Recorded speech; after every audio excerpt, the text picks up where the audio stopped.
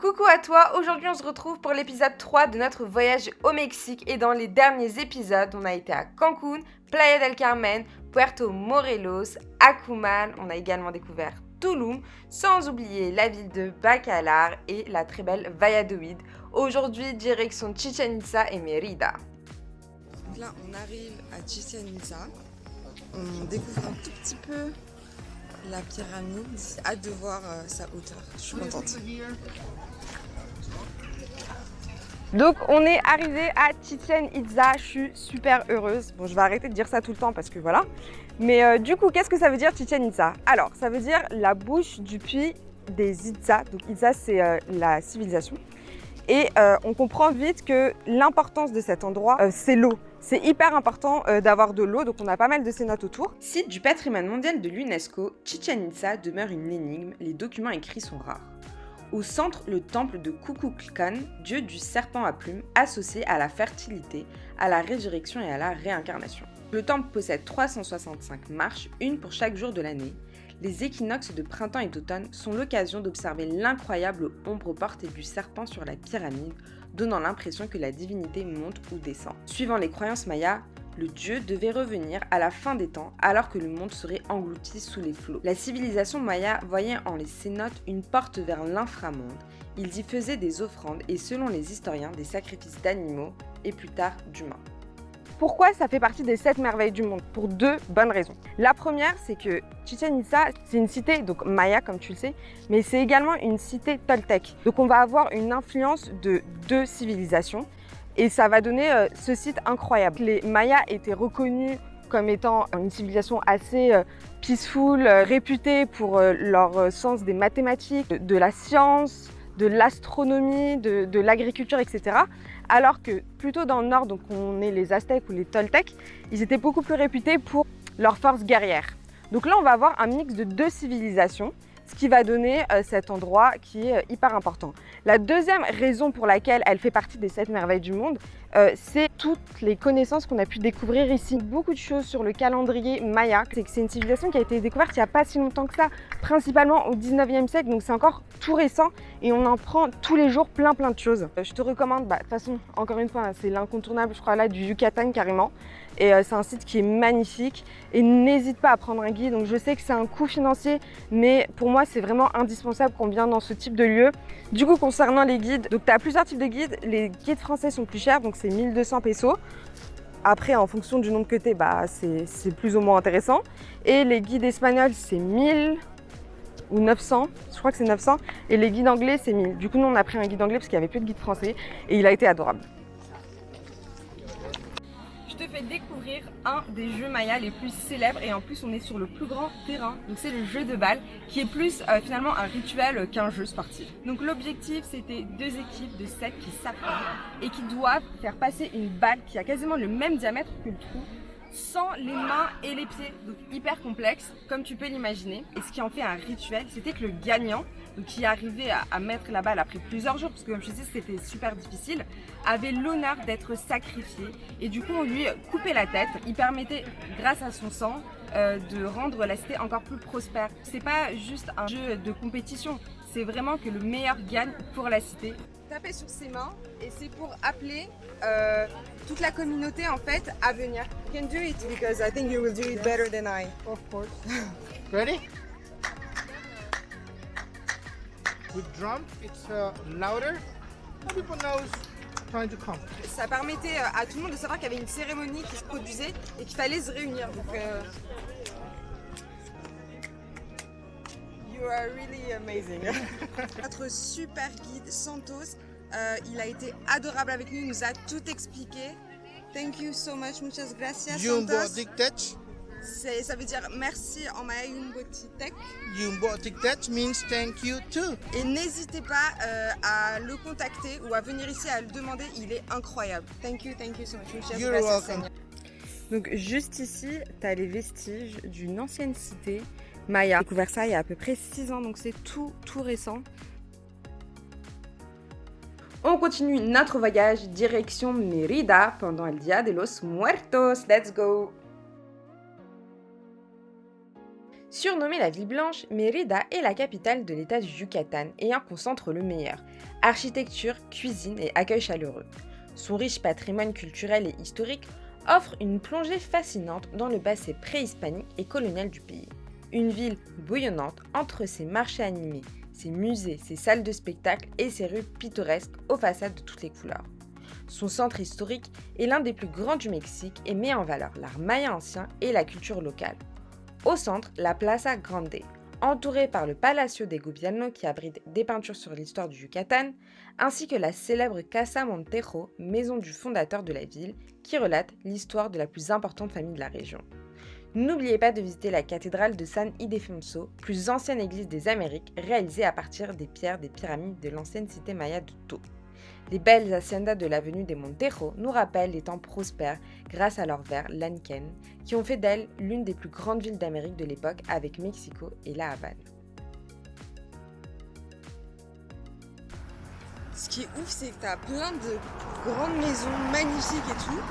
Genre, tu peux même voir derrière moi, et encore, c'est pas du tout la plus belle maison. Mais j'ai l'impression que la grande majorité, elles sont abandonnées. C'est un peu bizarre, et là, on marche dans la rue depuis tout à l'heure. Et je vous jure, il y a personne. Genre, je sais pas si tu vois autour de moi. Il y a personne, là, je suis sur la rue. C'est limite, ça fait un peu genre ville fantôme et tout. Je sais pas, chelou. Et tout à l'heure, il y avait une maison qui était trop jolie, genre elle était vraiment très belle. Et on regarde comme ça. Et on voit une petite ampoule, genre tu vois qu'elle a abandonné. Et on voit une toute petite ampoule comme ça au rez-de-chaussée. On se dit, attends, c'est bizarre et tout, je sais pas quoi.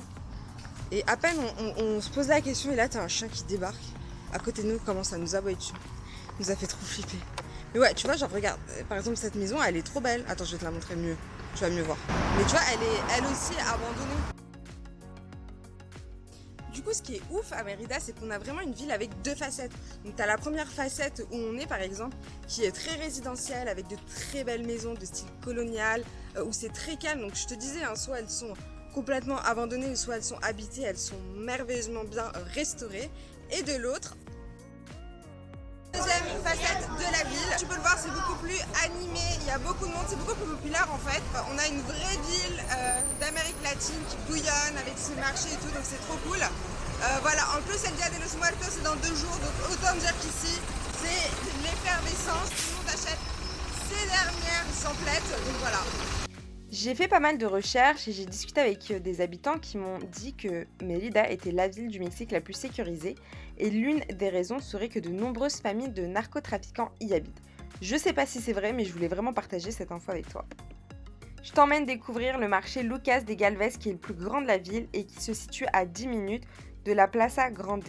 Ici tu vas retrouver donc des fruits, des légumes, de la viande, des souvenirs et plein de choses. On va retrouver pas mal de sucreries à disposer sur les hôtels et surtout le pain des morts, donc el pan de los muertos, qui est une brioche saupoudrée de sucre, parfumée à la fleur d'oranger ou aux graines de sésame qu'on retrouve exclusivement à cette période. Dans le marché, tu vas également pouvoir te restaurer et découvrir des spécialités yucatèques comme le poc chuc, la cochinita pibil, la sopa de lima et encore plein d'autres. On parle souvent des bancs des amoureux, et ben regarde celui que j'ai trouvé, il est pas mal du tout.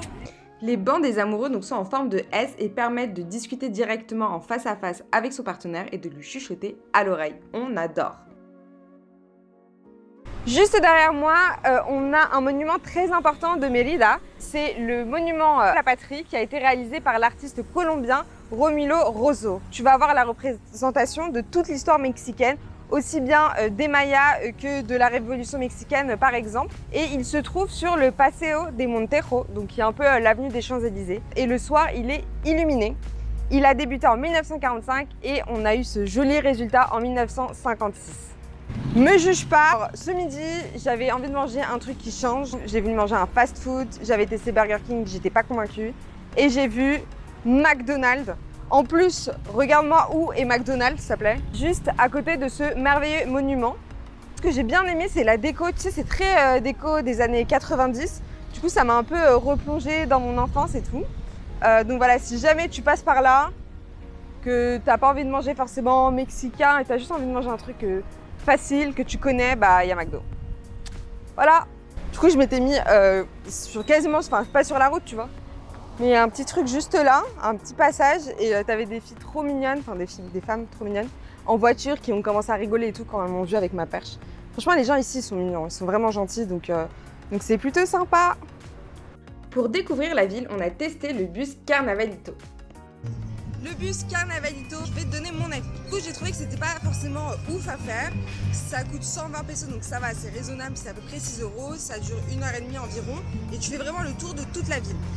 Ce qui m'a déplu en revanche, c'est qu'on passe pas vraiment de temps dans le centre historique, alors qu'il y a beaucoup de choses à découvrir. Et au niveau du guide, donc certes, il te donne beaucoup d'informations en anglais et en espagnol, mais c'est vraiment pas audible, on n'entend rien. Moi qui parle les deux langues, j'ai rien entendu, j'ai rien compris. Donc voilà, je pense que si on entendait vraiment les infos, ça pourrait être très intéressant, mais comme c'est pas le cas, je te le recommande pas nécessairement, c'est pas un incontournable. Tu as également un autre bus qui propose ça au même prix, à tester, peut-être que c'est mieux. En tout cas, voilà mon avis. Comme d'habitude, tu vas retrouver plein de petites boutiques artisanales et j'ai aussi découvert pas mal de pop-up stores pour acheter des t-shirts archi sympas.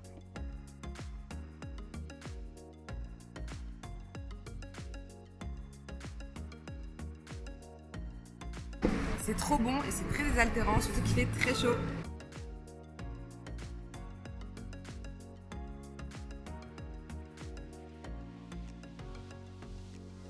Pour déjeuner ou dîner, tu vas avoir plein d'options. Donc ici, c'est Gorditas Doña Gorda. Je crois que c'était un peu comme de la street food. C'était assez rapide. Ça se trouve sur la place principale. Donc voilà, c'était pas cher. Bon rapport qualité-prix. Tu vas également retrouver la cafétéria Pop, que j'ai beaucoup aimé. On a petit déjeuner là-bas plusieurs fois. Et ils ont des formules complètes autour des 7 euros si je ne me trompe pas, donc je te le recommande. Pour le dîner, je te conseille le restaurant Micaela, donc là on est plus sur du haut de gamme. Le restaurant est très mignon, il faut réserver. Tu vas avoir une cuisine qui est très raffinée, voilà, c'était super bon. On termine avec le célèbre restaurant, la Chaya Maya. Donc là, on va retrouver de nombreuses spécialités yucatèques. Je te recommande vraiment de venir ici. Déjà, le décor est super beau, tu as une très bonne ambiance et tu manges très très bien également. Du coup, ça, c'est les tostadas. Donc, quand vous demandez des tostadas ici, c'est ce pain qui ressemble un peu au pain des Grecs en France. On a le panucho, c'est une tortilla de maïs frit où on retrouve à l'intérieur des haricots. Là, j'ai pris à la dinde. On a également de l'avocat que tu peux voir ici. Ça, c'est l'autre spécialité, donc c'est les salboutés. Et en gros, c'est une tortilla de maïs qui est frite également. Par contre, à l'intérieur, il n'y a rien. Et au-dessus, j'ai repris du coup la classique dinde. Et là qui est végétarien. Et du coup, c'est une tortilla donc classique que tu peux voir avec plein de légumes. Donc voilà. Direction le dessert pour un peu de fraîcheur. Là, je goûte un sorbet à l'ananas, donc à la piña. C'est super bon. C'est très frais. Ça fait du bien de se poser un petit peu quand même. Dans le prochain et dernier épisode de notre voyage au Mexique, on assistera aux festivités del Día de los Muertos.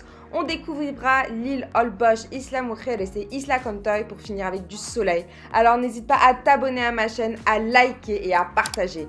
À très vite pour de nouvelles aventures.